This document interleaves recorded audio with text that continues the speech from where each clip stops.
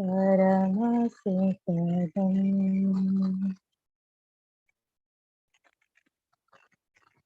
केवलं ज्ञानमूर्तिम्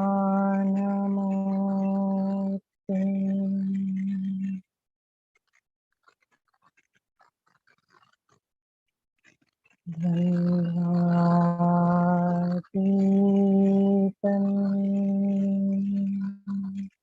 गगनसदृशम्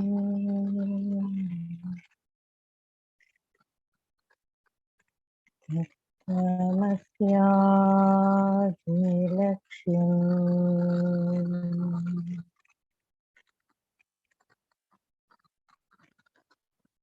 एकं नित्यं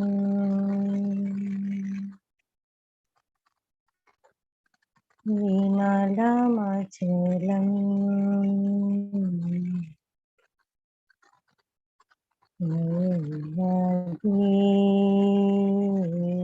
साक्षिभूतम्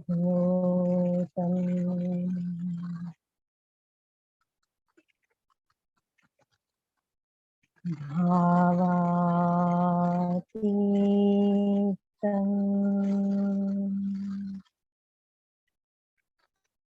त्रिगुणरहितम्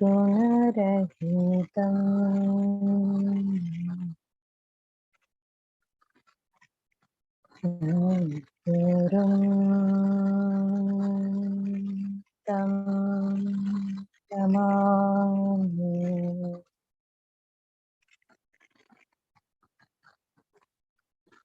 ॐ नमो ब्रह्मादिभ्यो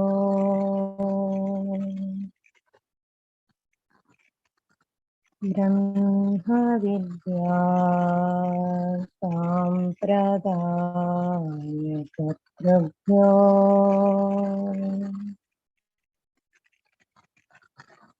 वंसे ऋषिभ्यो महाभ्यो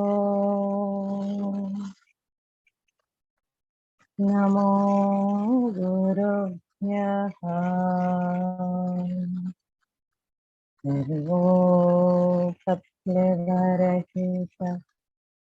विज्ञानघनप्रत्यगर्भो ब्रह्मैवाहमस्मि।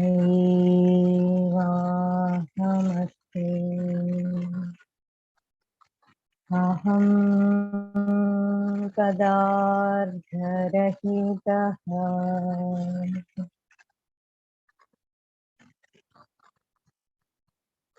सदा शिवसमारभते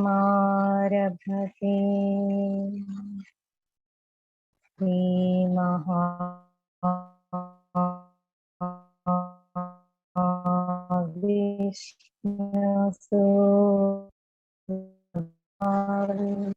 जनक सुखयोगि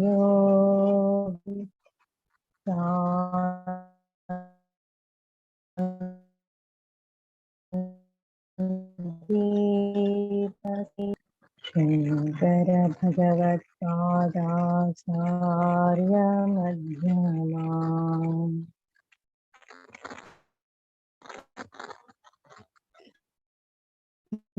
श्रीधरा रामाख्या कृष्णदेशिकवराभ्याम् मन्मडुपु सुभयार्य कुल्लिकोटयार्य गुरुप्रसादरावार्य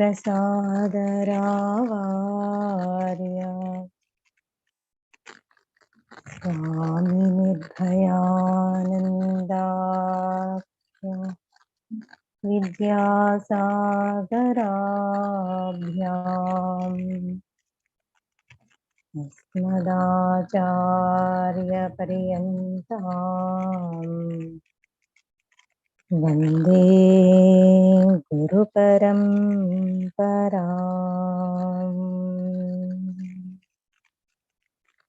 हरिः ओम श्री गुरुभ्यो नमः।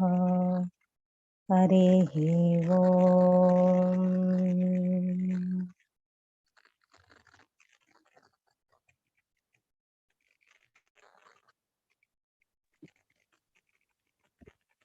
హరి ఓం అమ్మ. సాయిరామండి. చదవండి.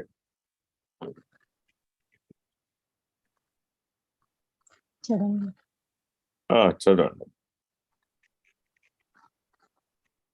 64వ శ్లోకం. हृदम्बुजे कर्णिकमध्यसमस्ते सिंहासने संस्थितदिव्यमूर्तिम्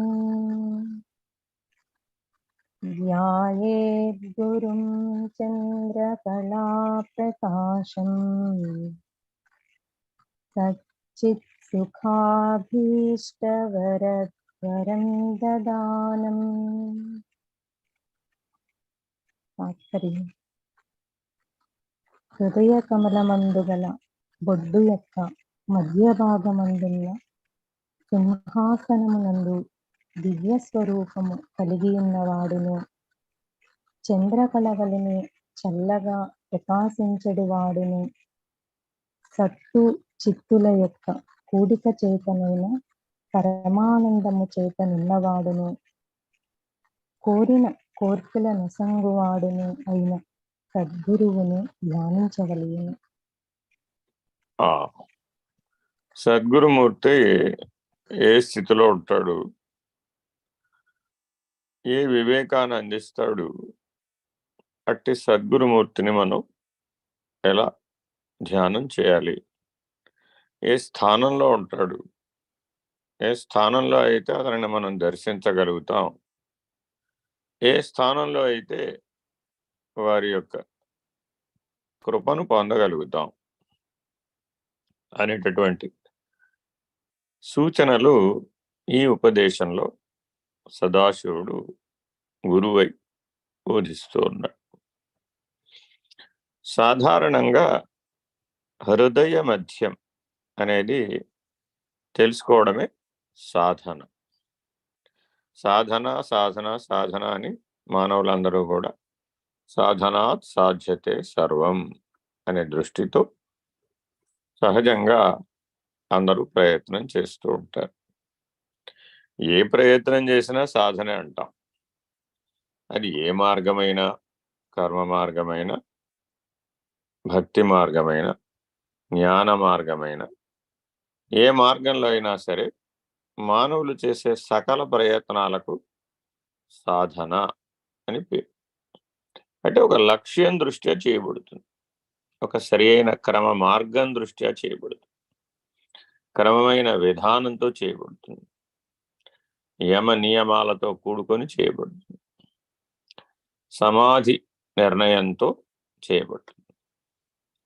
ఇలా ఏవైతే ఆచరించబడతాయో, తత్పరత్వం చేత ఆచరించబడతాయో వాటికి సాధనలని పేరు. అది ఐహికం అవ్వచ్చు, లేక పారమార్థికమై ఉండవచ్చు. ఏ కారణం చేతైనా అవి తమ తమ సాధ్య స్థితిని పొందుతాయి. అయితే బ్రహ్మజ్ఞానం, సత్పదార్థ జ్ఞానం పొందాలి అనుకునేటటువంటి వాళ్ళు, జీవన్ముక్తి, జన్మరాహిత్యం అనేటటువంటి లక్ష్యాలను కలిగినటువంటి వాళ్ళు హృదయ స్థానాన్ని తెలుసుకోవడంతో పాటు ఆ హృదయ స్థాన మధ్యంలో ఉన్నటువంటి కర్ణిక, అంటే ఒక కమలాన్ని మనం గమనించినట్లయితే కమలము మధ్యలో ఒక దుద్దు ఉంటుంది. ఆ దుద్దులో నుంచి కేసరములు బయటికి వచ్చి మధురసాన్ని కలిగి ఉంటాయి. ఆ దుద్దు మధ్య భాగంలో ఒక బిందు స్థానం ఉంటుంది. ఆ బిందు స్థానం మధ్యలో నుంచి ఒక నాళిక ఉంటుంది, సూక్ష్మ నాళిక ఉంటుంది. ఇది కమలం యొక్క స్థితి. ఇప్పుడు పరమాత్మ గురువుగా ఈ సూక్ష్మమైనటువంటి బిందు మధ్యంలో ఉన్న నాళిక యొక్క శిఖ యందు ఉన్నాడు, బంగారు వర్ణంతో ఉన్నాడు అని మనకి మంత్రపుష్పం ప్రతి చోట బోధిస్తూ ఉంటుంది. ఏ దేవాలయానికి వెళ్ళినా మనకి నీల మధ్య సునీల సన్నిభం ఆది బిందు నిజాంశుతం సూక్ష్మ కర్ణిక మధ్యమస్థిత విద్యుదాది విభాసితం అనేటటువంటి సూచన కూడా మనకి గురు ప్రార్థనా శ్లోకాల్లో ఉంటుంది. జాగ్రత్తగా గమనిస్తే ఈ స్థానంలో నుంచి గురువు మౌనంగా బోధిస్తున్నట్టు. అంటే ఈ స్థానం నుంచి వాగ్ రూపంలో బోధించడం కుదరదు, ఇంద్రియాలు లేవు కాబట్టి. అంతరింద్రియాలు లేవు, బాహ్యేంద్రియాలు కూడా లేవు అక్కడ. అంటే ఈశ్వరీయ మౌన స్థితిలో ఉన్నటువంటి సద్గురుమూర్తి బ్రహ్మరంధ్రం అనేటటువంటి హృదయ మధ్య స్థానంలో ఉంటాడు. ఆయన పూర్ణచంద్రుడుగా ప్రకాశిస్తూ ఉంటాడు. ఆ పూర్ణచంద్రుని యొక్క కళ పూర్ణ కళ అంటాం. ఆ పూర్ణ కళ మధురసం అని పిలువబడుతుంది. ఆ ప్రకాశానికి మధురసము అని పేరు. ఎవరైతే ఈ పూర్ణచంద్రుని యొక్క పూర్ణ కళను ఉపాసిస్తారో వాళ్లకు సద్గురు యొక్క కృప ఆ ప్రకాశ రూపంలో లభిస్తుంది. ఇది స్వానుభవ సత్యం. అంటే అనాహత చక్ర మధ్యస్థానంలో కూడా ఒక హృదయం, అక్కడి నుంచి పైకి చెప్పే అన్ని చక్రాల యొక్క మధ్యస్థానంలో కూడా హృదయ స్థానం ఉంటుంది. ఇది మారుతూ ఉంటుంది జ్ఞాన వికాసాన్ని బట్టి. ఇక్కడి దాకా సాధకుడు చేరాలి. అంటే ప్రాణం యొక్క పుట్టుక, మనసు యొక్క పుట్టుక తెలియబడేది అనాహత పద్మ మందిరంలో తెలియబడు. కాబట్టి సాధకులైన వాళ్ళందరికీ ధ్యానం చేయడానికి ఉత్తమమైనటువంటి స్థానం అనాహత పద్మ మందిరం. అయితే ఇది యోగ మార్గంలో చెప్పబడేటటువంటి లక్ష్యం.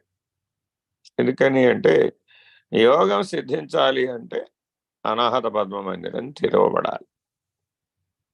అట్లా తెరవబడితేనే యోగం సిద్ధిస్తుంది. ఇంతకంటే కింద ఉన్నవన్నీ మార్గాలు కూడా కర్మ మార్గం, భక్తి మార్గం, ఈ రెండు మార్గాలు మూలాధార, స్వాధిష్టాన, మణిపూరక చక్రాలను దాటిస్తాయి. ఆ రెండింటిలో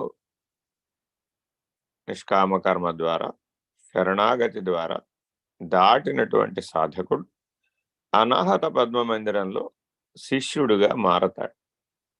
హృదయ స్థానం తెలుసుకున్నటువంటి వాడే శిష్యుడు.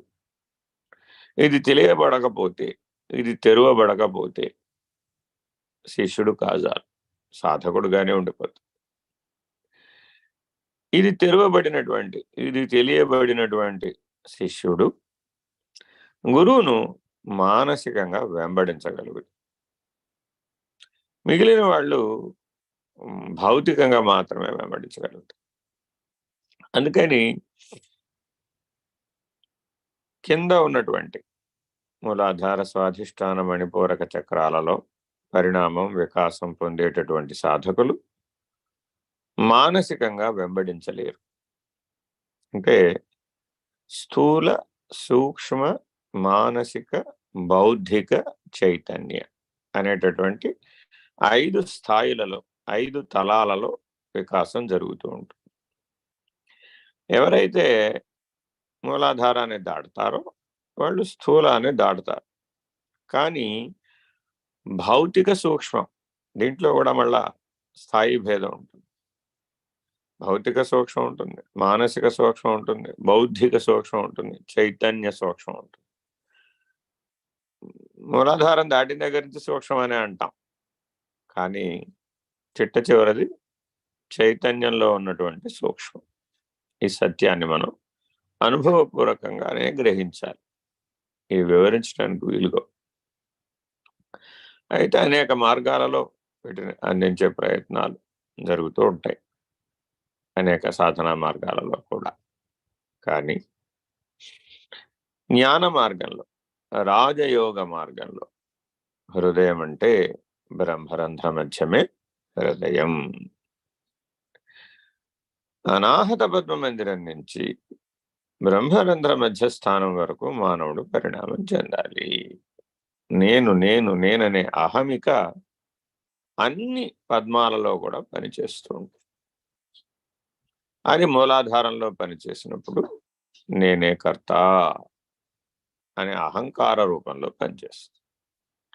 సక్రియాత్మకమై పనిచేస్తుంది, సవ్యవహారాత్మకమై పనిచేస్తుంది. అంటే పని ఫలితం చేత ఆ కర్త చాలా ప్రభావితం అవుతూ ఉంటాడు. ఎంతగా ప్రభావితం అవుతూ ఉంటాడంటే, ఈ కరివేపాకు చెట్టును నేనే పెంచాను తెలుసా, ఎంత పెద్దదైందో చూడంటాడు. ఈ కరివేపాకు ఎంతమంది రోజు వచ్చి కోసుకెళ్తారో తెలుసా, ఎంతమందికి నేను సహాయపడుతున్నానో తెలుసా, రోజు నేను నీళ్లు పోసి కరివేపాకు చెట్టును పెంచి 100 మందికి కరివేపాకు పంచిపెట్టి ఎంత పుణ్యాన్ని సముపార్జిస్తున్నానో అంటాడు. మరి సత్యమేనా కాదా? సత్యమే. కానీ అది తక్కువ ఫలాన్ని ఇచ్చేటటువంటిది, అతి తక్కువ ఫలం. సరే, కలిగిన వాడు నేను బంగారాన్ని దానం చేశాను, బోల్డ్ ఫలాన్ని సంపాదించాను అంటాడు. అది కూడా పుణ్యఫలమే. దానం చేత వచ్చేది పుణ్యం. అందుకని శ్రద్ధాత్రయ విభాగ యోగం చెప్తుంది, దానం ధర్మం సాత్వికమై ఉండాలి. అప్పుడే అది నిన్ను హృదయ మధ్యస్థానికి చేరుస్తుంది.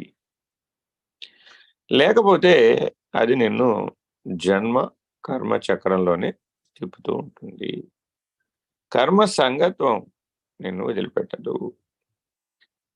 నేను, నా కుటుంబం, నా ప్రపంచం, నా వ్యవహారం, నా అనుబంధం, నా సంబంధం అనేటటువంటి స్ఫురణలో నుంచి నిన్ను విడుదల చేయదు. సత్వం సంజాయతే జ్ఞానం అంటాం. సద్గురువును ఆశ్రయించడం ద్వారా ఈ సత్వగుణం శోభిస్తుంది, అన్నింటిలో ప్రభావితం అవుతుంది. ఎట్లా ప్రభావితం అవుతుందంటే, జాగ్రత్తగా ప్రతి ఆలోచనలో సద్గురుమూర్తిని భావన చేయటం ప్రారంభిస్తాడు. తన స్థానంలో సద్గురువుని పెడతాడు. నా స్థానంలో ఆ సద్గురుమూర్తి ఉండి ఉంటే ఎలా వ్యవహరించి ఉండేవాడు అని ముందు భావన చేస్తాడు.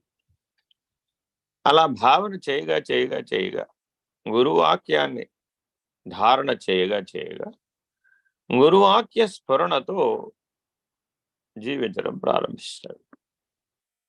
కొబ్బరికాయ కొట్టాలి, చిన్న పనే, కానీ గురువు గారు ఎలా చెప్పారో అలా కొడతాడు. దీపం వెలిగించాలి, చిన్న పనే, కానీ గురువాక్యాన్ని అనుసరించి వెలిగిస్తాడు. పిల్లవాడికి అన్నం పెట్టాలి, చిన్న పనే, రోజు చేసే పనే, కానీ గురువాక్య స్ఫురణతో చేస్తాడు. ఇలా ఎప్పుడైతే ప్రతి ఆలోచనకు, ప్రతి పనికి, ప్రతి భావానికి గురుమూర్తిని అనుసంధానం చేస్తాడో, అంటే గురువాక్య శ్రవణం చేసేటప్పుడు తన జీవితంలో జరిగేటటువంటి అన్ని ఆలోచనలు, అన్ని భావాలకు తగిన వాక్యాలను అనుసంధానం చేసుకునే ప్రక్రియ పేరు శ్రవణం అని పేరు. చాలామంది చాలా కాలం నుంచి మేము మీ ప్రవచనాలు వింటున్నామండి, ఉపన్యాసాలు వింటున్నామండి అంటారు. ఏమైనా మారారా అని అడుగుతాం. శ్రవణం చేస్తే మనిషి మారాలన్నమాట. మారకపోతే ఆ శ్రవణం వృధా. ఏం మారాలి అంటే, ఈ పని చేసేటప్పుడు నేను సద్గురు వాక్యాన్ని ఎలా ఆశ్రయించాను, వెరీ వెరీ ఇంపార్టెంట్. అది స్ఫురించాలి. నీ సకల వ్యవహారాలలో గురువాక్యం స్ఫురించాలి. అప్పుడు నువ్వు గురువాక్యంతో అనుసంధానం అవుతావు. ఏతత్ఫలంగా నీకు మణిపూరక చక్రం నుంచి అనాహత చక్రానికి పరిణామం వస్తుంది, ప్రమోషన్ వస్తుంది, అధిగమనం వస్తుంది. లేకపోతే ఎన్ని సాధనలు చేసినా, ఎన్ని ఉపాసనలు చేసినా అన్నీ మణిపూరక చక్రానికే పరిమితమైపోతాయి, ఎప్పటికీ దాటలేదు. అందుకే సకామ్య భక్తి మణిపూరక చక్రాన్ని వరకే పరిమితమైపోతుంది. నిష్కామమైనటువంటి భక్తి, నిష్కామ కర్మాచరణ, సర్వస్య శరణాగతి, ఈ రెండు మాత్రమే మణిపూరక చక్రం నుంచి అనాహత చక్రానికి చేరుస్తాయి. అలా క్రమ అనుసంధానం ద్వారా మార్పు చెందినటువంటి జీవనాన్ని జీవించేటటువంటి శిష్యుడు సత్శిష్యుడుగా పరిణామం చెందడానికి చేసేటటువంటి ప్రయత్నం అనాహత చక్రం నుంచి ప్రారంభమవుతుంది. ప్రారంభమై ఆజ్ఞాచక్రం చేరటంతో సత్శిష్యుడు అవుతాడు. అందుకే కైవల్యాశ్రమ చలాచల బోధోపదేశ మందిరం సత్సంగ సభ్యులందరికీ సంధ్యా సాధనకు ఉత్తమ లక్ష్యంగా ఆజ్ఞాచక్రం, భ్రూమధ్యం అని మనందరి గురువు గారు స్వామి నిర్భయానందులు నిర్దేశించారు. జ్ఞాన మార్గంలో సరి అయినటువంటి నడత ప్రవేశం ఆజ్ఞాచక్రం అనే హృదయ స్థానం నుంచి ప్రారంభమవుతుంది. మధ్యలో విశుద్ధ చక్రం ఉంటుంది. ఈ విశుద్ధ చక్రం కూడా హృదయ స్థానమే, కానీ అందరికీ ఉపయోగపడదు ఇది. అందువలన విశుద్ధ చక్రాన్ని ఉపదేశాలలో నుంచి మినహాయించారు. సాక్షాత్తు మీరు ఆ విశుద్ధ చక్రాన్ని సద్గురుమూర్తి యొక్క సహాయం ద్వారా తేలికగా దాటి వెళ్ళిపోతారు. అలా వెళ్ళలేనటువంటి వాళ్ళు విశుద్ధ చక్రం చేత ఆపబడతారు. ఈ పరిణామం వెంట్రుక వాసంత తెలిస్తే చాలట, కానీ మేరు పర్వతం అంత తెలుస్తుంది ఆగితే. మణిపూరక చక్రం, విశుద్ధ చక్రం ఈ రెండు అనాహత చక్రం మధ్యలో ఉంటాయి, అటు ఇటుగా ఉంటాయి. అనాహత చక్రంలో సర్వస్వ శరణాగతి అనేటటువంటి స్థాయికి పరిణామం చెందినటువంటి శిష్యుడు సద్గురుమూర్తిని మానసిక ఆశ్రయం ద్వారా వెంబడించేటటువంటి శిష్యుడు సులభంగా విశుద్ధ చక్రాన్ని దాటి ఆజ్ఞాచక్రానికి చేరతాడు. చేరాము అని మనకెలా తెలుస్తుందండి అంటే, మెలకువ, కళ, నిద్ర మూడు స్థితులలో కూడా నేననేటటువంటి దృష్టి, స్పందన ఆజ్ఞాచక్రంలోనే ఉంటుంది, ఇంకా కింది స్థాయిలోకి పడిపోదు. అలా ఈ చక్ర మధ్యమునందు నేననే అహమిక స్పందిస్తూ ఉంటుంది. ఆ నేననే అహమికయే, స్ఫురణయే మానవునికి వ్యవహార నిర్దేశం చేస్తూ ఉంటుంది. జాగ్రత్తగా ఈ ఉపదేశాన్ని మనం గమనిస్తే హృదయ మధ్యంలో ఉండటం నేర్చుకో అంటున్నారు. అంటే అర్థం ఏమిటంటే, ఆయా చక్రానికి చేరగానే, ఆయా పద్మానికి చేరగానే మనకి ఆయా దళములందు హంస సంచారం కలుగుతుంది. ఆ హంస సంచారం కలగగానే ఆయా సంబంధిత వ్యవహారములన్నీ ఏర్పడతాయి. అప్పటి వరకు లేని వ్యవహారములన్నీ త్వరగా త్వరితగతిన పరిణామశీలమై ఏర్పడతాయి. ఇది మానవ జీవన పరిణామంలో కూడా మనం గ్రహించవచ్చు. అప్పటి వరకు చిన్నపిల్లలుగానే ఉంటారు, 1 సంవత్సరంలో పెద్ద పిల్లలు అయిపోతారు. అప్పటి వరకు యువకుడుగానే ఉంటాడు, 1 సంవత్సరంలో కౌమార దశకి చేరుకుంటాడు. అప్పటి వరకు చాలా ఓపిక కలిగి ఉంటాడు. 60 ఏళ్ళు రాగానే 1 సంవత్సరం దాటగానే శక్తి క్షీణించడం మొదలుపెట్టు, హఠాత్తుగా క్షీణిస్తుంది. 80కి వచ్చాడు, ఇంకా క్షీణించిపోతుంది. ఎలా క్షీణించిపోతుంది? వయసు పెరిగిపోతుంది కదండి. వయసు పెరగడం వల్ల క్షీణించడం లేదు, ఈ సత్యం మానవుడికి తన లోపల అంతర్ముఖమైన పరిణామం లేకపోవడం వల్ల, ఎరుక లేకపోవడం వల్ల ఎందుకు క్షీణిస్తుందో తెలియదు, ఎందుకు వృద్ధి చెందుతుందో తెలియదు. దీనికి కారణం హంస. ఆ హంస యొక్క గమనం ఎంతగా అయితే దళములందు విహరిస్తూ ఉంటుందో అంతగా వ్యవహారశీలం. ఎంతగా వ్యవహారశీలమైతే అంతగా ఆసక్తిని పొందుతుంది.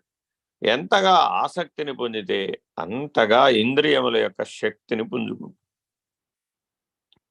అందువలన భారతదేశం తప్ప ఇతర దేశాల వాళ్ళందరూ కూడా మూలాధార స్వాధిష్టాన చక్రాలకే ప్రాధాన్యతనిస్తారు. మిగిలిన చక్రాలు వాళ్ళకి లేవు, వాళ్ళ యొక్క సంస్కృతిలో అవి లేవు. ఎందుకని అంటే కర్మిష్ఠులై జీవించమంటారు. కర్మశీలురై జీవించాలి. 90 ఏళ్ల వాడు కూడా 50 ఏళ్ల సైకిల్ రేస్ మారథాన్లో పాల్గొన్నాడు అనుకోండి, మనం అప్పుడప్పుడు పేపర్లో చూస్తూ ఉంటాం. 106 ఏళ్ల బామ్మగారు నడకలో పాల్గొన్నారు. ఓహో, వెరీ గుడ్ అంటాం. సరే, కానీ మరి అలాంటివన్నీ ఎలా చేస్తారు అంటే కేవలం మూలాధారం వరకే ఉన్నటువంటి వాళ్ళు చేస్తూ ఉంటారు, మిగిలిన వాళ్ళు చేయరు. మీరు ఎప్పుడైనా మన పూర్వీకులు అందించినటువంటి జ్ఞానంలో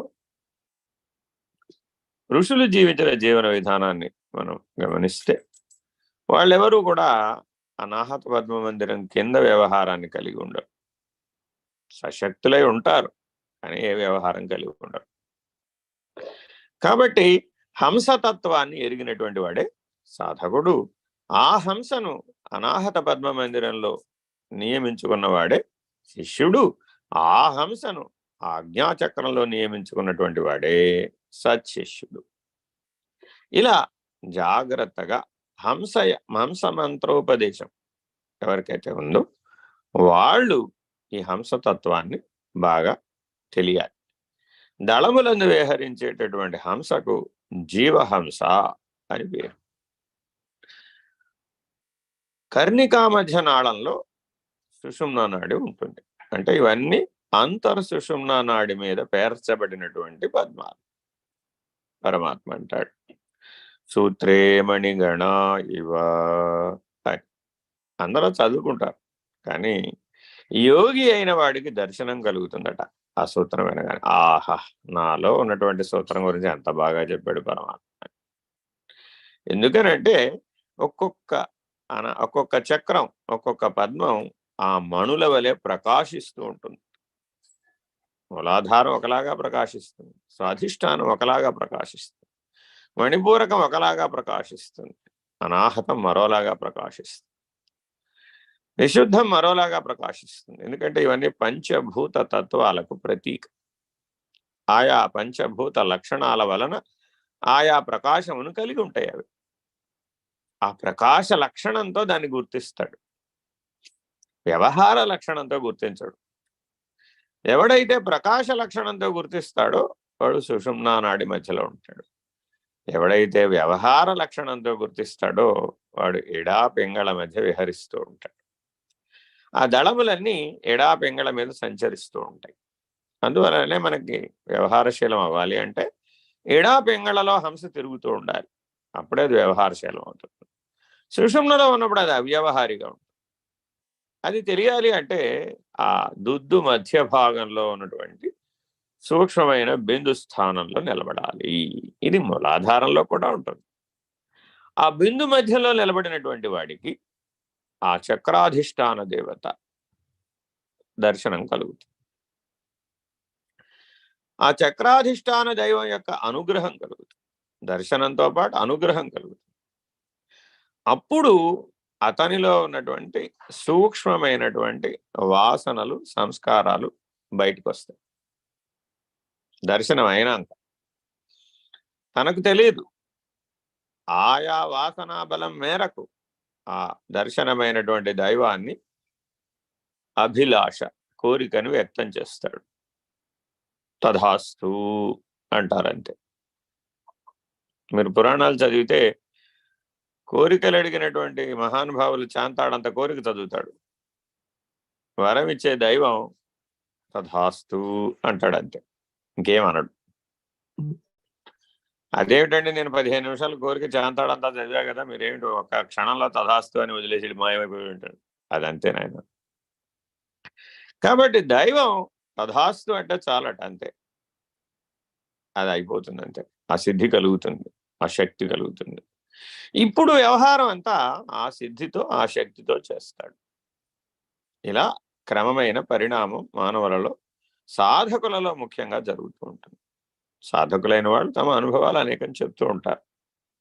అవన్నీ ఆయా చక్ర మధ్యస్థానముల చేత, ఆయా దివ్యత్వ ప్రభావం చేత, ఆయా దైవీ స్థితిగతుల చేత, అంతరాంతరాలలో సూక్ష్మ శరీరంలో జరిగేటటువంటి పరిణామం.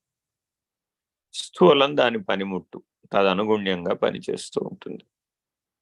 ఒక మహానుభావుడు కాలికి చెప్పులు లేకుండా ఏకవస్త్రధారి అయి కైలాస పరిక్రమ చేసొస్తాడు. పంచభూతాలు స్వాధీనమైనటువంటి వాడు.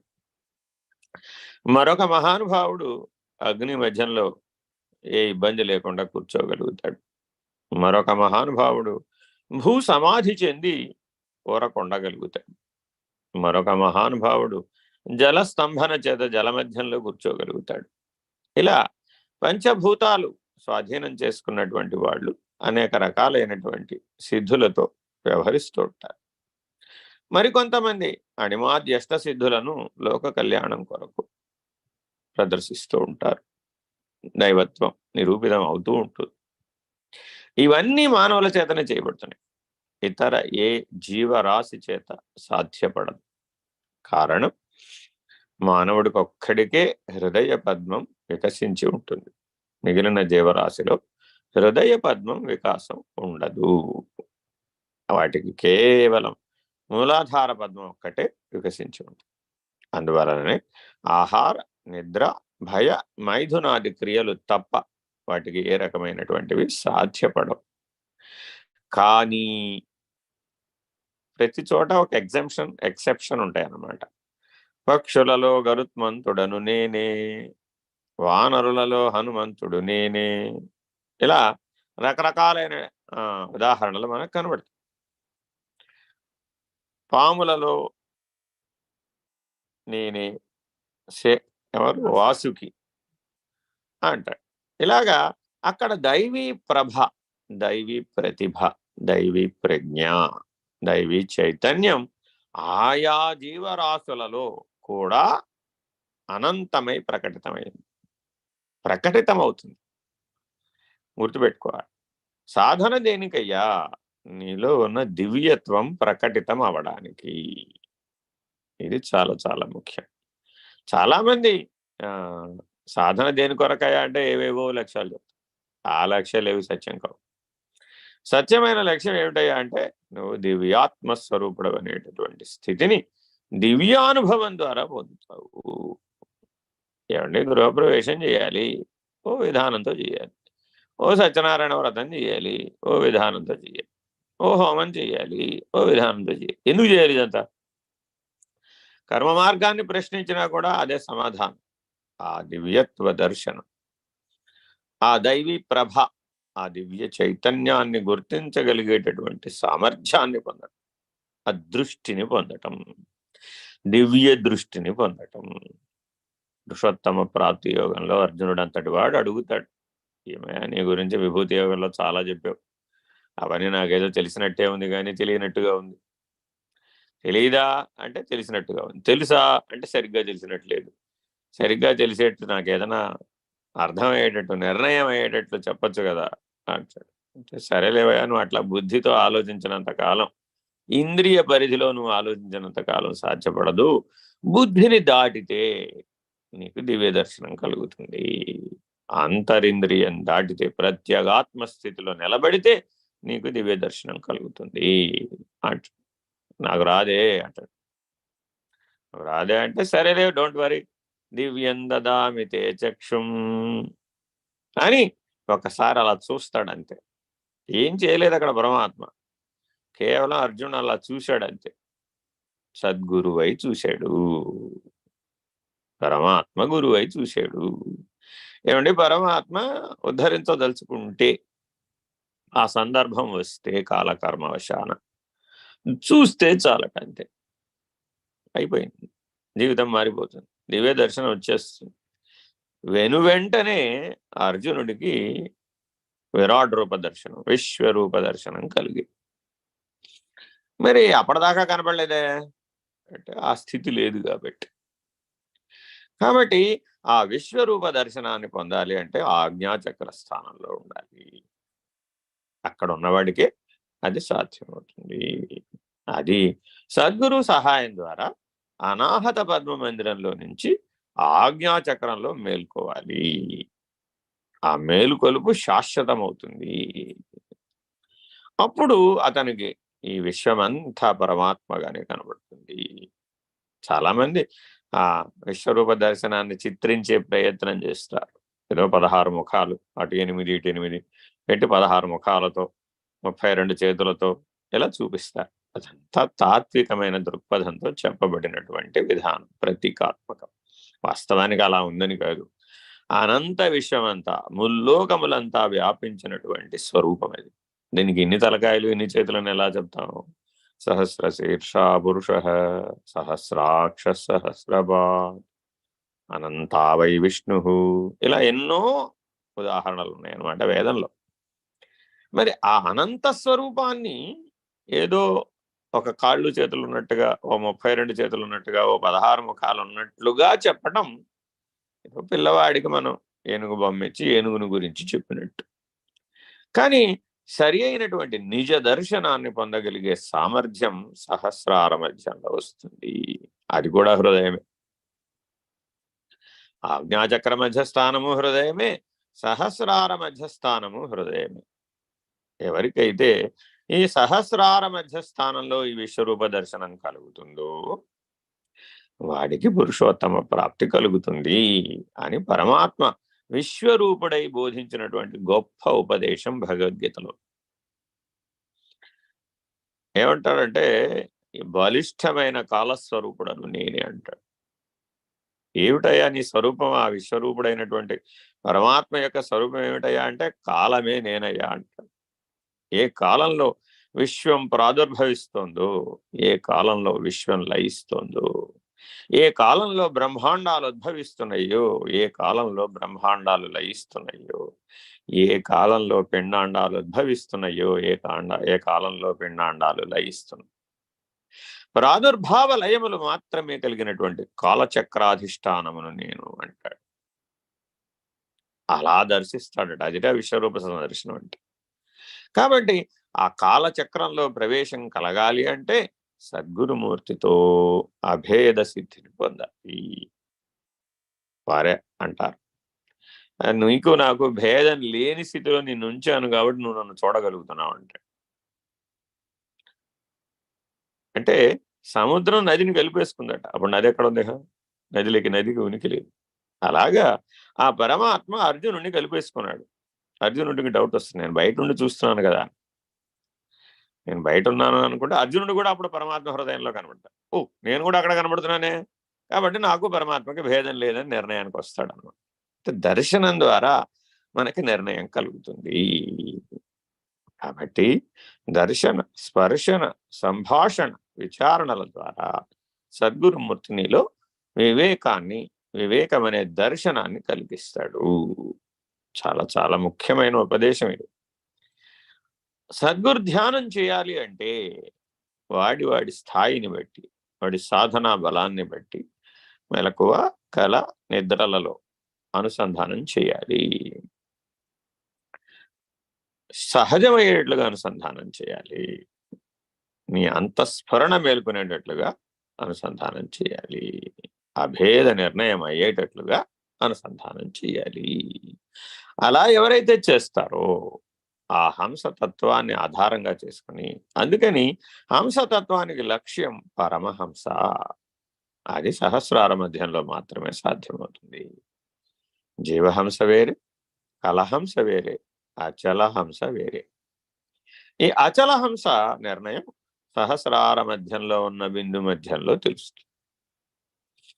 తెలియబడి ఆ అచలహంస లక్షణం గురు శిష్య అభేద నిర్ణయం ద్వారా తెలియబడినటువంటి వాడికి సుషుమ్నాఖ్యమందు తెలియబడినటువంటి వాడికి వాడు బ్రహ్మరంధ్ర స్థానానికి చేరతాడు.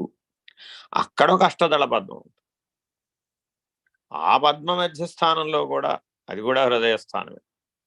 కాబట్టి ఇప్పుడు అధ్యాత్మ హృదయం ఎక్కడి నుంచి ఎక్కడ దాకా వ్యాపించిందయ్యా అంటే అనాహత పద్మ మందిరం నుంచి బ్రహ్మరంధ్ర మధ్య స్థానం వరకు వ్యాపించి ఉంది. 1 2 3 4 స్థానాలలో వ్యాపించి ఉంది. మధ్యలో ఆజ్ఞాచక్రానికి సహస్రార మధ్యానికి మధ్యలో కర్మచక్రం ఉంటుంది. ఆ సహస్రార చక్రానికి బ్రహ్మరంధ్ర మధ్య స్థానంలో కాలచక్రం ఉంటుంది. కాబట్టి అనాహతం దగ్గర నుంచి మొదలు పెడితే విశుద్ధం, ఆగ్నేయం, కర్మచక్రం, సహస్రార చక్రం, కాలచక్రం, బ్రహ్మరంధ్ర స్థానం, భూమ అంటారు దాన్ని. ఇలా జాగ్రత్తగా మనం లెక్కగడితే అనాహతం పైన మళ్ళా మనకి ఇన్ని చక్రాలు కనబడతాయి. ఇలాగే విశ్వచక్రాలు చాలా ఉంటాయి. విశ్వకుండలిని అంటారు దాన్ని. అవి వేరే. అవి అసలు ఈ శరీరంతో చెప్పడానికి వీలుగా విశ్వ శరీరంతో మాత్రమే వీలవుతుంది. జాగరూకులై సద్గురుమూర్తులందరూ ఆ విశ్వచక్రంలో ఉంటారు. అందుకని వాళ్ళు సర్వవ్యాపకులై ఉంటారు. అనంతమైనటువంటి స్థితిలో ఉంటారు. అనంతమైన చైతన్య స్థితిలో ఉంటారు. అనంతావై విష్ణువుతో సమానంగా ఉంటారు అన్నమాట. ఇలా జాగరూకులై మనం గమనిస్తే ఆ హృత్పద్మ మధ్యస్థానం యొక్క విలువ తెలుస్తుంది. సాధారణంగా మానవులందరూ భౌతికమైన ఎన్నో అంశాల కోసం ఎంతో శ్రమ చేస్తూ ఉంటారు. కష్టపడిపోతూనా అంటాడు. ఎంత కష్టపడ్డానో తెలుసా అంటాడు ప్రతివాడు. అందువలన సరి అయిన గురుమూర్తి అయితే నిన్ను శిష్యుడిగా స్వీకరించాలి అని అనుకుంటే నాయన హృదయ స్థానం తెలియబడిందా అని అడుగుతారు. ఈ ప్రశ్న యోగిరామ్ బలరామకృష్ణ గారు 96లో అడిగారు. ఏమిటేమిటో మాట్లాడేస్తూ ఉంటాం కదా, అప్పుడు చిన్న వయసు కదా, 25 ఏళ్ళు. తెలుసుకున్నవి, విన్నవి, చదివినవి, కన్నవి రకరకాలన్నీ మాట్లాడేస్తూ ఉంటే అంతా విని నాయన హృదయ పద్మం తెలియబడిందా అన్న. అదేమిటండి అన్న. ఎవరైనా చేరిస్తే కదా నీకు తెలియబడ్డానికి అన్నారు. అంటే తనంతట తాను తెలుసుకోలేడు, గురువు సహాయం కావాలి. అప్పుడు తెలిసింది గురువు యొక్క ప్రాధాన్యత. ఎక్కడ? స్థూల, సూక్ష్మ, కారణ, మహాకారణ. మహాకారణ స్థితిలో ఉన్నటువంటి గురువు, ఆత్మనిష్ఠుడు, బ్రహ్మనిష్ఠుడు అయినటువంటి గురువు మాత్రమే నీ హృదయ మందిర ద్వారాలను తెరవగలుగుతాడు. లేకపోతే తెరవలేడు. మిగిలిన వాళ్ళందరూ కింది స్థాయి సహాయాలు చేస్తారు. చేరని కాదు, కింది స్థాయి సహాయాలు చేస్తారు. అందువలన ఆ గురువు అనేటటువంటి వాడు చేసేటటువంటి సరి అయినటువంటి బ్రహ్మనిష్ఠుడు అంటే, గురువు అంటేనే లక్షణం ఏంటి? శ్రోత్రియం బ్రహ్మనిష్ఠంచా. ఎలా తెలియబడుతుందండి? ఆ తెలుసుకునేటట్లుగా నువ్వు అనుసరించాలి. చాలా మంది ఏమంటారంటే అక్కడ చదివినవి, ఇక్కడ చదివినవి, ఈ జన్మలో ఏదో వాగ్ధార కలిగింది కాబట్టి చెప్పేస్తూ ఉంటాడు ఆయన. పరిణామం రావాలి కదా అంటూ ఉంటాడు. లేదంటే పరిణామం చెందించాలి కదా అంటూ ఉంటాడు. సత్యమే. కానీ ఎప్పుడు సాధ్యం అంటే దీనికి ఒక ఉదాహరణ చెప్తారనమాట. స్వామి నిర్భయానందులు నన్ను ఒకసారి ఆ పక్కనే ఒక చెరువు ఉంటుంది, ఆ చెరువు దగ్గర పట్టుకెళ్ళారు సూర్యోదయాన్ని. కమలములు ముడుచుకొని ఉంటాయి. సూర్యోదయం అవ్వగానే కమలం మెచ్చుకుంటుంది. ఈ సంఘటనని మానవులు ఒకసారి చూడాలంట. ప్రత్యక్షంగా చూస్తే ఆహా ఎంత అద్భుతం అనిపిస్తుంది. ఎక్కడో ఆకాశంలో ఉన్న సూర్యుడు, ఎక్కడో చెరువు బురద మధ్యలో ఉన్న కమలం ఎలా గ్రహించగలిగింది? ఎంత సహజమైనటువంటి అవకాశం సృష్టిలో పరమాత్మ ఏర్పరిచాడు. ఏ తెలివి లేదే ఆ కమలానికి, కానీ సూర్యుడు వచ్చాడని ఎలా గ్రహించింది? అది సూర్యుని ప్రభావమా, కమలము యొక్క శక్తి అని విచారణ చేస్తే సూర్యుడు కదా, తాను ప్రవేశించాడు కమలంలోకి. అలాగే మనలో ఉన్నటువంటి ఈ హృత్పద్మ మందిరం అలా తెరుచుకుంటుంది, అలా వికసిస్తుంది, అలా సూర్యుడు ప్రవేశిస్తాడు మనలో. అందుకే సూర్యుడు పరమాత్మ, ప్రత్యక్ష పరమాత్మ. సద్గురువు ప్రత్యక్ష పరమాత్మ. సూర్యుడే సద్గురువు, సద్గురువే సూర్యుడు. ఇలా జాగ్రత్తగా, అందుకే మనం గురు పరంపరలో మొదట సూర్యునితోనే మనం అన్ని పరంపరలు చెప్పుకుంటాం. అన్ని శాస్త్రాలు, అన్ని ధర్మాలు, అన్ని సాధనలు సూర్యుడి చేతనే బోధించబడ్డాయి. కాబట్టి సూర్యుడే మనకి ప్రత్యక్ష గురువు. తొలి గురువు దక్షిణామూర్తి. ఆయనేమో మౌన వ్యాఖ్య. ఆయన హృత్పద్మ మధ్య మందిరంలో ఉంటాడు. ఆయన ఎక్కడ ఉంటాడు అంటే భూమా మధ్యలో, బ్రహ్మరంధ్ర మధ్య స్థానంలో, హృత్పద్మ మధ్య మందిరంలో, సూక్ష్మకర్ణిక మధ్యలో, అక్కడ విద్యుత్ స్వరూపంగా. ఏటి విద్యుత్ అయ్యా? విశ్వమంతా వ్యాపించిన విద్యుత్ ప్రభ. అదిట ఆయన రూపం. విశ్వమంతా వ్యాపించినటువంటి విద్యుత్ కాంతి ఏదైతే ఉందో ఆ విద్యుత్ కాంతి అయి ఉంటాడట. అక్కడ ఆ స్థానంలో మాత్రమే ఆయన పెంజీకటి కవ్వలగా వెలుగుతున్నటువంటి ఏకస్వరూపం. అది దక్షిణామూర్తి. దాని ద్వారా మౌన వ్యాఖ్యగా తెలుసుకోవచ్చు. ఒకసారి మళ్ళా ఆ ఉపదేశాన్ని ఇప్పుడు పరిశీలన చేయండి ఈ దృష్టితో.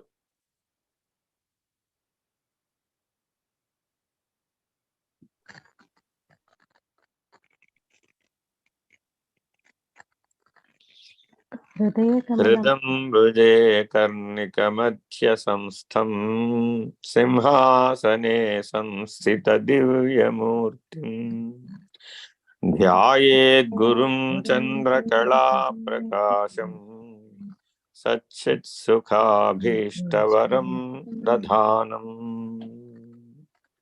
చాలా చాలా ముఖ్యమైనటువంటి నిర్ణయం. అటువంటి సద్గురుమూర్తి దర్శనాన్ని హృదయ పద్మంలో ఎవరైతే దర్శించాడో వాడికి ఇంకా కోరికలు ఉంటాయంటారా? మోక్షం తప్ప. చాలా జాగరూకులై ఉండాలి. ఎందుకనంటే విశ్వరూప సందర్శనం అయిపోయిన తర్వాత ఏమండి అర్జునుడికి ఒక కోరిక కలిగింది. ఏమంటాడు? కిరీటినం గజినం చక్రహస్తం ఇచ్చామి త్వాం ద్రష్టుమహం తథైవ తేనైవ రూపేణ చ బుద్బుదేన. నాయనా, నీ విశ్వరూపం చూస్తే నేను లేని వాడనని నాకు అర్థమైపోయింది. నేను గాలి బుడగ వంటి వాడినని అర్థమైపోయింది. ఈ అనంత విశ్వమే పెద్ద గాలి బుడగలాగా కనబడుతుంది, కొట్టుకుపోతోంది నీ ప్రభంజనానికి. అలా నాకు కలిగింది. భయ విహ్వలత కూడా కలిగింది ఏకకాలంలో. అందువలన నీ ప్రశాంత రూపాన్ని ఒకసారి చూపెట్టవయ్యా బాబు. లోకాలనే భయపడిపోతున్నాయి, ముల్లోకాలు భయ విహ్వలత గురవుతున్నాయి అని అడిగాడు. ఏకంగా మోక్షం అడగచ్చు కదండి. అంత పరమాత్మ అంత శక్తినిచ్చి అంత విశేషాన్ని ఇస్తే, కానీ ఆయన ద్వారా లోక కళ్యాణం జరుపబడవలసినటువంటి అగత్యం ఇంకా ఉంది కాబట్టి అటువంటి కోరిక ఆయనకు కలగలేదు. చూడండి, భగవద్గీతని అనేక కోణాల్లో అధ్యయనం చేయవచ్చు. మనం పరమాత్మ స్థానంలో ఉండి అధ్యయనం చేయవచ్చు, అర్జునుడి స్థానంలో ఉండి కూడా అధ్యయనం చేయవచ్చు. మనలో నాకు మోక్షం మాత్రమే కావాలి అనే బలీయమైనటువంటి స్థితి ఉన్నటువంటి వాడికి మాత్రమే మౌన వ్యాఖ్య అర్థమవుతుంది. లేకపోతే పునః ఆజ్ఞాచక్రానికి వచ్చేస్తాడు. పునః కర్మశీలమై లౌకిక కర్మాచరణలో లోక కళ్యాణం నిమిత్తం పనిచేస్తాడు పనిముట్టుగా. ఈ సత్యాన్ని స్వామి నిర్భయానందులు భగవాన్ సత్యసాయిబాబా వారి ద్వారా పొందారు. వారు ఈశ్వరీయ మౌనాన్ని పొందిన తర్వాత, దక్షిణామూర్తి స్థితిని పొందిన తర్వాత దేహ విసర్జనకి పూనుకుంటారు. పూనుకుంటే బాబా వారంటారు, నీ పరిణామం పూర్తయిపోయింది కదా, గమ్యం చేరేసావు కదా, మరొక శరీరాన్ని పొంది లోక కళ్యాణానికి కోసం ప్రయత్నం చేయడం అనవసరం కదా, నా పనిముట్టుగా పనిచేయి అని బాబావారు స్వామి నిర్భయానందుల భృకుటిలో 1 సంవత్సర కాలం పనిచేసి వారిని బయటికి తీసుకొచ్చారు. మరలా ఈశ్వరీయ మౌనంలో నుంచి తీసుకొచ్చి లోక కళ్యాణ నిమిత్తం మాట్లాడటం ప్రారంభించారు. లేకపోతే అప్పుడే విరమించేసేవారు. ఇలాంటి సందర్భాలు వారి జీవితంలో అనేక సార్లు సంభవించినాయి. ఎప్పుడెప్పుడైతే అలా వచ్చినాయో అప్పుడప్పుడల్లా ఆయా సద్గురుమూర్తుల యొక్క ఆదేశం, ఒకసారి అవతార్ మెహర్ బాబా గారు, ఒకసారి షిరిడి సాయిబాబా గారు, ఒకసారి తాజుద్దీన్ బాబా గారు, ఇలా పంచ సద్గురుమూర్తులు వారికి పనిచేస్తూ ఉండేవారు. వారి వారి చేతిలో వారు పనిముట్టుగా ఈ లోక కళ్యాణ కార్యక్రమాన్ని జరిపిస్తూ ఉండేవారు. మనందరికీ అదే అనుసరణీయం, ఆచరణీయం. దివ్య జ్ఞానాన్ని పొందిన వారందరికీ, గురూపదేశం పొందినటువంటి వారందరికీ, గురు మార్గంలో నడిచే వారందరికీ, రాజయోగ పద్ధతిగా కైవల్యాశ్రమాన్ని చేరినటువంటి వాళ్ళందరికీ సరి అయినటువంటి రాచ బాట లోక కళ్యాణ నిమిత్తం జీవించటం, జాగరూకులై జీవించాలి. తనను తాను చేసుకోవాలి. స్వయం తారయతి పరం తర్తుయతి, ఇతరులకు తరింపజేయడానికి సహాయం చేయాలి. తాను దివ్య దర్శనాలను పొందాలి, ఇతరులకు ఆ దివ్యత్వాన్ని ప్రకటించాలి. తాను దివ్య జీవనాన్ని జీవించాలి, ఇతరులకు ఆ దివ్య జీవనాన్ని పంచాలి. లోక కళ్యాణం అంటే అర్థం ఇది. అంతేగాని మిగిలినవేవి లోక కళ్యాణం కావు. అందులో ద్వైధీ భావన ఉంటుంది. కాబట్టి జాగరూకులై ఈ దివ్య జీవనాన్ని జీవించమని వరం దధానం, ఓ వరం ఇస్తారట. అక్కడ 2 అవకాశాలను ఇస్తారట. ఆజ్ఞాచక్రం నుంచి భూమా మధ్యలో. అంటే కర్మచక్రాన్ని దాటగానే సహస్రార మధ్యానికి రాగానే, నాయనా నీకో ఆశ్రమం, నీకో పీఠం, నీకో ఈమెన్ శిష్యులు, ఓ రకమైన జీవన విధానం అన్ని ఏర్పాటు చేసేయమంటావా అని అడుగుతారు. సరేనండి అన్నాడు అనుకోండి, అక్కడతో సరి, కాలచక్రంతో అతనికి పని లేదు. అలా జీవించేస్తాడు. తర్వాత ఎప్పటికో మరోసారి వచ్చినప్పుడు ఆ కాలచక్రం జన్మరాహిత్యం విషయం. సరే, వీటితో నాకు సంబంధం లేదండి బాబు, నాకు శిష్యులు వద్దు బాబోయ్, ఈ గురు శిష్య గొడవలు నాకు వద్దు నాయన, నాకు ఆ పీఠం వద్దు, పీఠ పారంపర్యం నాకేం అక్కర్లేదు ఆయన, గురు పారంపర్యం ఉంటే చాలు, నాకు జ్ఞానం ఉంటే చాలు, కేవల జ్ఞానం లభిస్తే చాలు, జన్మరాహిత్యం లభిస్తే చాలు, మోక్షం పొందితే చాలు, నాకు మాత్రం మిగిలిన ప్రణాళికలో నాకేం వద్దు నాయన మహానుభావ అని పరమాత్మని కనుక వేడుకున్నట్లయితే, అవతార పురుషుని కనుక వేడుకున్నట్లయితే, అట్లా స్వామి నిర్భయానందులు అవతార పురుషుని వేడుకున్నారు మెహర్ బాబా ద్వారా. వేడుకుంటే వారు సరే అన్నారు. అలా వారు కాలచక్రాన్ని అధిగమించి గమ్యానికి చేరారు.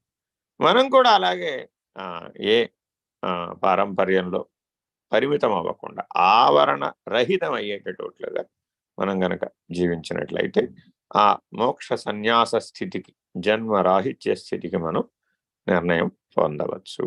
నిర్ణయో నాస్తి సర్వదా, నిర్ణయించేవాడే లేనటువంటి, ఉన్నది ఉన్నటువంటి బ్రహ్మ పట్టణం అనేది బయలు. అది కూడా బయలే, అది కూడా బ్రహ్మమనే అంటాం. కానీ బ్రహ్మ పట్టణం అనేది బయలు అంటాడు వేమన. కాబట్టి ఆద్యంతములు లేకుండా, ములుగురుత్స సందులు లేకుండా ఉన్నదంతా బ్రహ్మమే. బ్రహ్మతీతి బ్రహ్మ అనేది దాని యొక్క స్ఫురణ. జాగరూకుడవై మనం భావము నుంచి భావాతీతం, భావాతీతం నుంచి అభావం, అభావం నుంచి భావాభావ విరహితం, జాగ్రత్తగా ఈ పరిణామాన్ని రాజయోగంలో ఆజ్ఞాచక్రం నుంచి ప్రారంభించాలి. ఆజ్ఞాచక్రంలో అంతా కూడా భావ నిర్మితం. దానిపైన అతీతమై, కర్మకతీతమై గనక ఉన్నట్లయితే అప్పుడు భావాతీతం. దానికంటే పైన సహస్రార మధ్యం, అక్కడ అభావం. దానిపైన కాలచక్రం, అక్కడ అభావరహితం. భావాభావ విరహితం భూమ. ఇలా జాగ్రత్తగా పరిణామం జరుగుతుంది. ఈ పరిణామాన్ని తెలిసినటువంటి వాళ్ళు దర్శన రీతిగా, వాళ్ళ యొక్క నిర్ణయ రీతి, దర్శనం నిర్ణయం ఇలా సాగిపోతాడు సత్శిష్యుడు. అతనికి వివరించక్కర్లేదు, దర్శనం కలుగుతుంది, నిర్ణయం కలుగుతుంది వెనువెంటనే అలా ఉంటాడు. ఇది సత్శిష్యుడి పద్ధతి. ఇక శిష్యుడి పద్ధతికి వచ్చాడు అనుకోండి, దర్శనం కలుగుతుంది కానీ నిర్ణయం కలగదు. దర్శనం తర్వాత విచారణ ప్రవేశించాలి. మళ్ళీ గురుగారి దగ్గరికి వెళ్ళి నాకు అది ఎలా కనబడిందండి, ఇలా కనబడిందండి బాబోయ్ అని చెప్పుకోవాలి. చెప్పుకుంటే అప్పుడు దాన్ని వివరించి చెప్తారు. ఆ వివరించి చెప్పిన తర్వాతనే నిర్ణయం వస్తుంది. నిర్ణయం రావాలంటే మళ్ళీ అట్లా జీవించాలి. కాబట్టి దర్శనం తర్వాత విచారణ చేయాలి, విచారణ తర్వాత జీవించాలి, జీవించిన తర్వాత నిర్ణయం వస్తుంది. నిర్ణయం వచ్చిన తర్వాత ఉండగలుగుతాడు వాడు శిష్యుడు. ఇంకో మెట్టు కిందకి దిగామనుకోండి, సాధకుడు, వాడికి దర్శనం కలగదు. ముందు దర్శనం కలగాలి. దర్శనం కలిగితే కదా విచారణ, విచారణ తర్వాత కదా నిర్ణయం, జీవనం తర్వాత నిర్ణయం తర్వాత ఉండటం. కాబట్టి సాధకుడు పద్ధతి. కాబట్టి సద్గురువును ఆశ్రయించి సాధకుడైన వాడు ముందు దర్శనాన్ని పొందుతాడు, ఆ తదుపరి విచారణ చేస్తాడు, ఆ తదుపరి జీవిస్తాడు, ఆ తదుపరి నిర్ణయాన్ని పొందుతాడు, ఆ తదుపరి అలా ఉంటాడు. ఇది సాధకుడి పద్ధతి. ఇలా ఒక్కొక్క మెట్టు ఎక్కే కొద్దీ ఇది తగ్గిపోతూ ఉంటుంది. సచ్చిష్టుడైన వాడు సద్గురువుతో అభేద నిర్ణయాన్ని పొందగానే ఇక దర్శనంతో అతనికి పని లేదు, నిర్ణయంతో కూడా అతనికి పని లేదు, ఉండడమే ఆఖరి మెట్టు చేరిపోతాడు అనమాట. ఉన్నదన్నట్లుగా ఉంటాడు ఆ అభేద స్థితి వలన.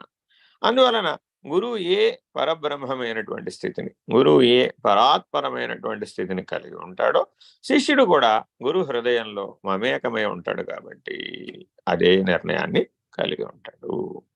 అటువంటి మహత్తరమైన ఉపదేశాన్ని వరం దధానం అంటుంది. గురువుకి ఏ స్థితి ఉన్నదో ఆ స్థితి సచ్చిష్యుడికి పొందుతాడు. గురు శిష్యులనే భేదం లేనే లేదు. గురువు లేడు, శిష్యుడు లేడు. అది వరం దధానం. హరి ఓం. శ్రీ గురుభ్యో నమః. హరి ఓం.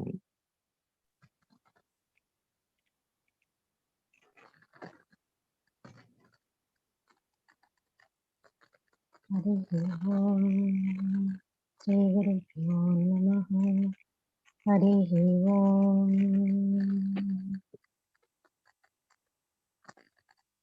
దేశికేంద్రాయ నమః.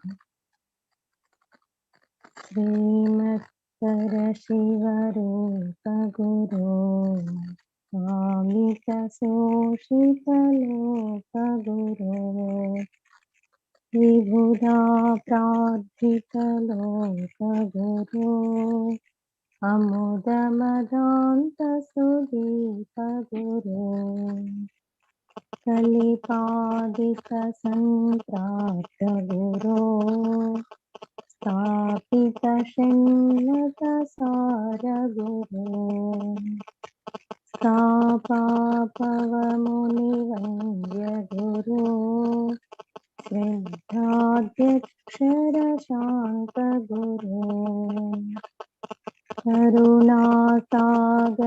పరమ గురో నిరుపమ మహిమా నిలయ గురో జయ జయ పరశివలోక గురో జయ శుభ శంకర రూప గురో భవహర పరశివ భువన గురో జయ శుభ మంగళ జగద్గురో జయ జయ జయ జయ గురు ప్రసాద గురో జయ శుభ మంగళ లోక గురో జయ జయ జయ జయ నిర్భయానంద గురో జయ శుభ మంగళ జగద్గురో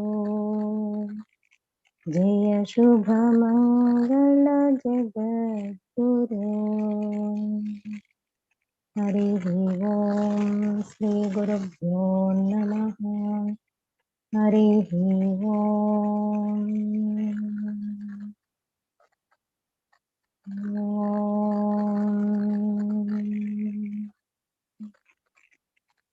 పూర్ణమదః పూర్ణమిదం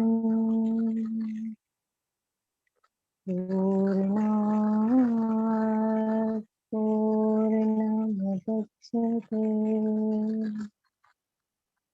పూర్ణస్య పూర్ణమాదాయ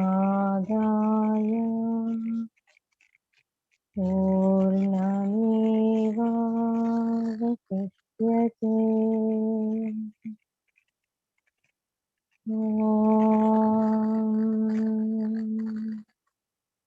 తత్సత్.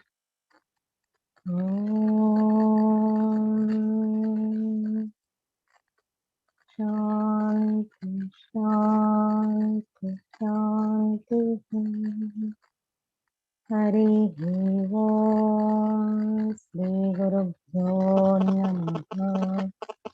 హరి ఓం.